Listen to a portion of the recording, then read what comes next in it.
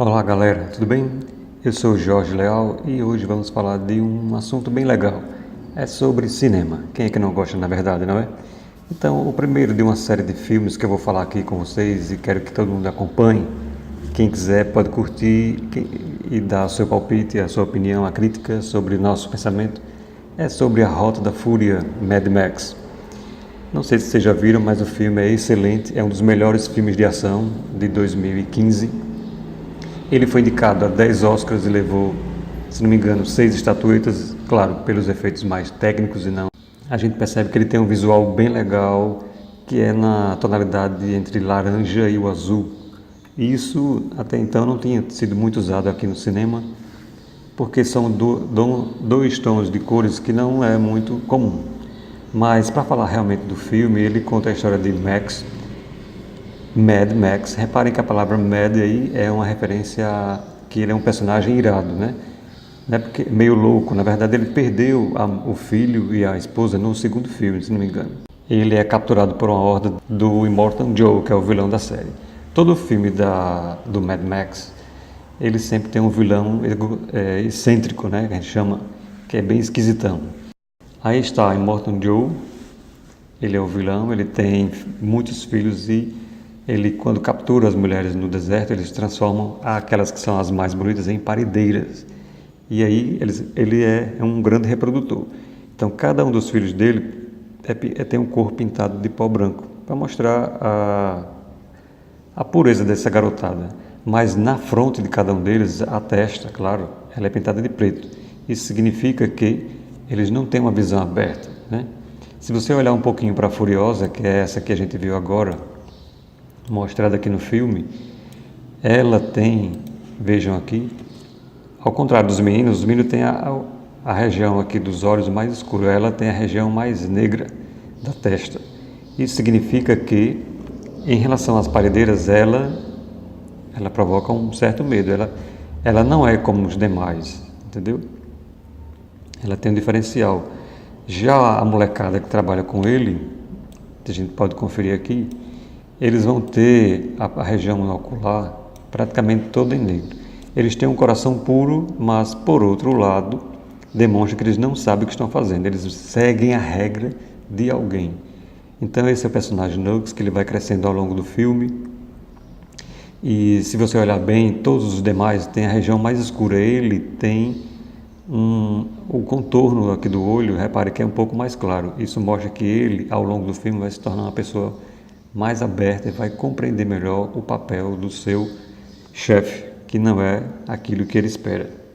Porque todo jovem aí, ele quer morrer para ir para o céu e encontrar várias esposas, igual aquela religião islâmica, né, que faz com que o jovem se mate, cometa suicídio em troca de prazeres no céu.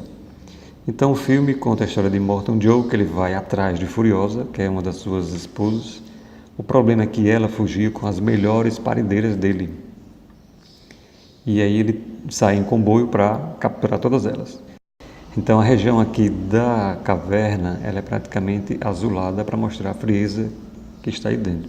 Ao contrário do pessoal que foi capturado, que tem um sangue bom, como o Max, que tem um sangue tipo O, é universal, ele apresenta um corpo mais alaranjado.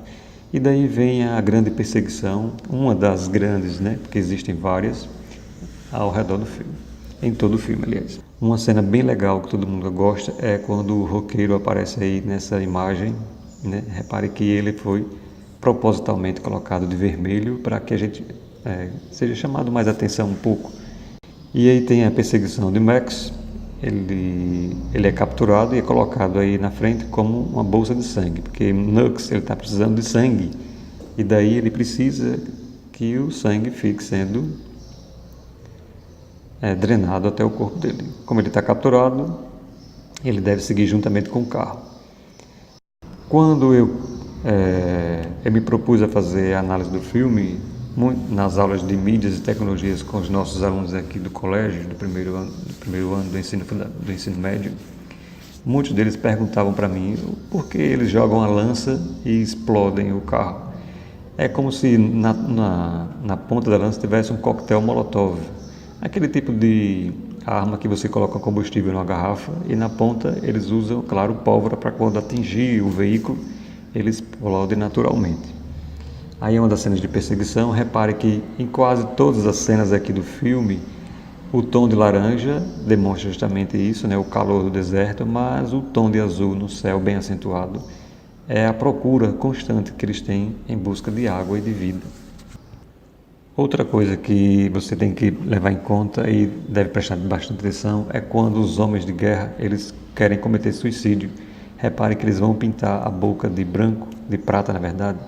Isso significa que ele vai fazer um ato brilhante para a turma e quer que aquele registro ali fique na mente de cada um deles.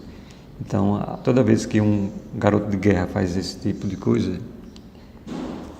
ele quer que todo mundo testemunhe aquilo que ele está fazendo e guarde para o resto da vida, para mostrar para os familiares e amigos que ele cometeu um ato brilhante. Claro, esse ato brilhante supõe-se que ele vai para o céu, né? E vai ter as esposas que ele tanto quer.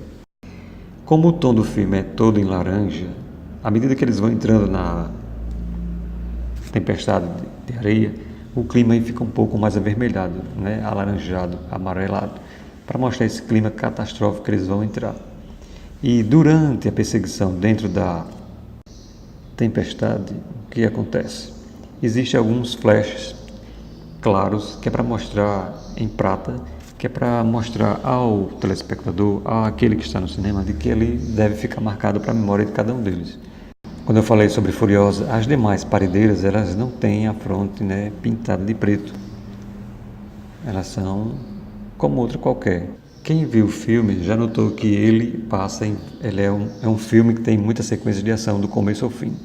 E ele vai no deserto da Namíbia, passando por várias tribos, né? E em cada uma delas dessa região, uma tribo diferente ataca o comboio. Então a gente está vendo aí uma dessas tribos que usa motocicletas. Outra coisa, uma das paredeiras, que é justamente a finalidade pela qual Immortan Joe está realmente perseguindo, é que uma delas está grávida, que é a que ele mais gosta, né? A Preciosa.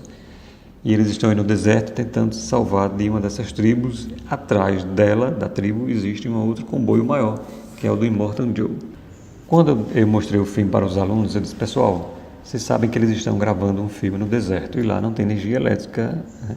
Como é que eles fazem então para gravar um filme às escuras à noite? É bem simples, você faz a filmagem ou por volta das 2 até as 4 da tarde ou ao oposto, às 9 às 11 da manhã. Por quê? Para pegar a iluminação adequada. Daí você vai utilizar depois, na pós-produção, o efeito de filtro, né? O color grading. Você vai colocar um filtro azulado, aí cada um tem um gosto. Então, nesse caso aí, o filme foi filmado à tarde. Repare que elas são muito bem fotografadas, né? O som. Vejam que nessa cena aí o tocador de guitarra ele está mais evidente, porque para mostrar o calor, né? E o vermelho faz o destaque ao personagem.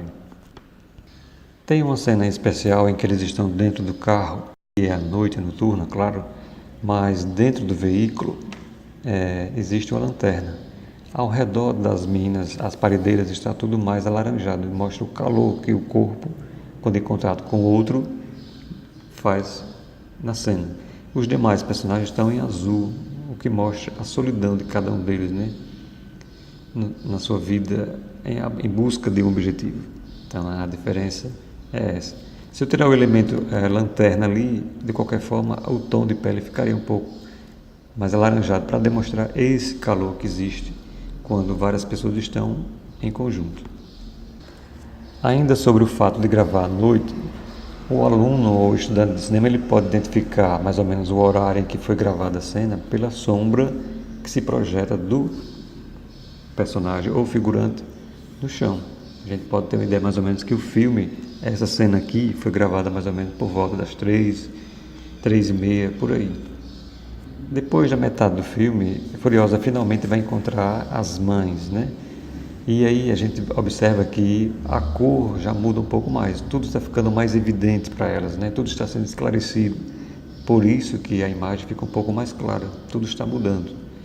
Então já não é aquela parte mais obscura, nem tampouco aquela cor mais quente, mas está ficando um pouco mais claro para elas. Quem não assistiu ainda a Mad Max A Rota da Fúria não pode deixar de ver o filme, porque ele é um filme excelente.